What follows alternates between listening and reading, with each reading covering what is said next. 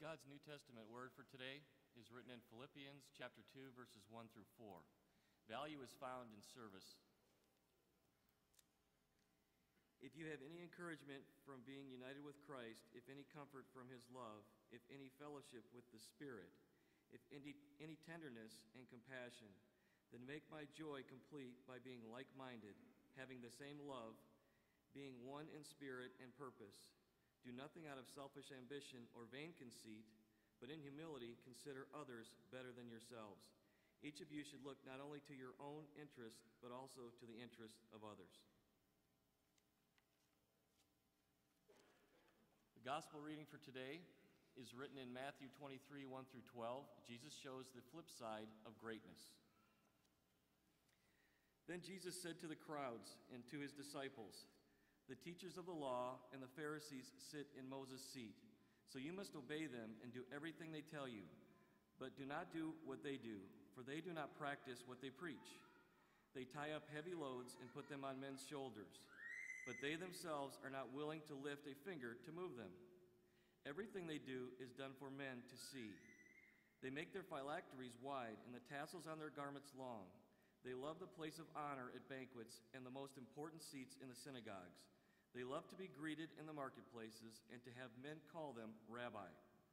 But you are not to be called rabbi, for you have only one master, and you are all brothers. And do not call anyone on earth father, for you have one Father, and he is in heaven. Nor are you to be called teacher, for you have one teacher, the Christ. The greatest among you will be your servant. For whoever exalts himself will be humbled, and whoever humbles himself will be exalted." Today, as we continue this series on Twisted, where we take the good things of God and Satan helps us to twist them and to use them for other purposes, we're going to take a look today. We're going to take a look today at what does it mean to be great? What is greatness? Now, how many of you people here today would honestly raise your hand to say, yes, I want to be great? Raise your hand if you want to be great. You all want to be average. That's awesome. Okay, that's really exciting. I'm glad to see that this morning. Now, you want to be great, right? You want to be great at your job. You want to be a great parent. You want to be great at life. We all have that desire, right? Now, what does it really mean, though, to be truly great? Because there's a difference.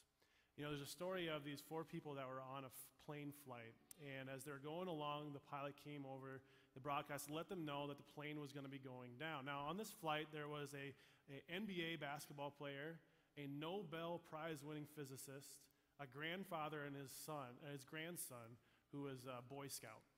Now, after this announcement came on, the pilot said, "Go, there's some parachutes, grab them, and get out of the plane." And they go over, and there's only 3 parachutes. And so the NBA player goes and grabs one and says, I'm one of the greatest athletes on the face of this planet, and this world needs great athletes. And so he takes it and jumps out the door.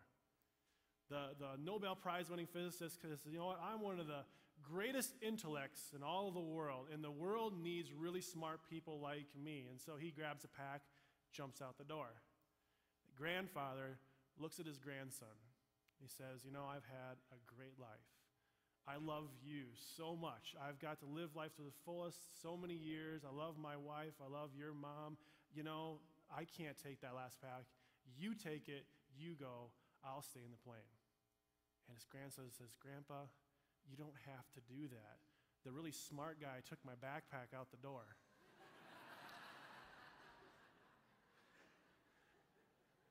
We enjoy it when really great people are humble, don't we, sometimes? Or at least the ones that think that they're really great. There's a difference, though, between greatness and the kind of greatness that Jesus is talking about.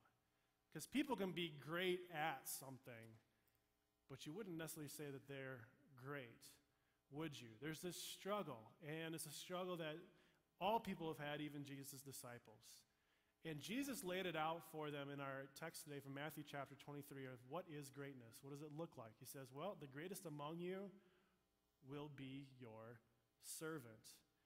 And to us, that seems kind of twisted, doesn't it? You mean I've got to serve people to be great? No, that doesn't work. And it didn't work to the people of the day that we had our reading today from Philippians. Philippians was a town called Philippi. It was a Roman outpost. There was a lot of Roman soldiers, a lot of huge in depth to the Roman culture of that day, and that was a culture steeped in hierarchy. The top was Caesar, right? And then everybody had their place. You had the senators and generals and military people, and then you had citizens and landowners, and then you had free people, which weren't citizens but weren't servants or slaves, and then you had servants and slaves.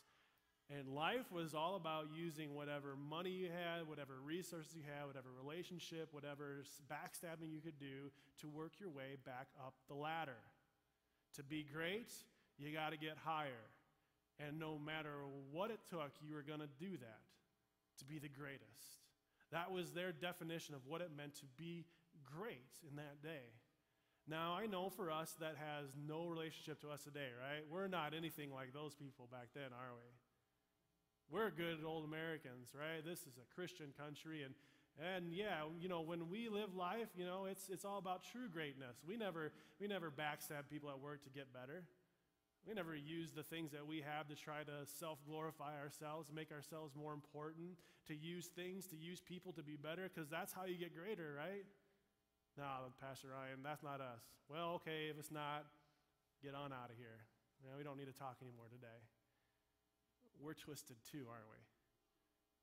We're the same way as those people were back in that day. We can relate with this, because here's the thing about greatness. God gives us talents. He gives us things, treasures, abilities, relationships. And he gives them to us, and what do? We take them and we twist them. Satan says, if you use this, this, and this, then you can get this. For our own glory, for our own greatness.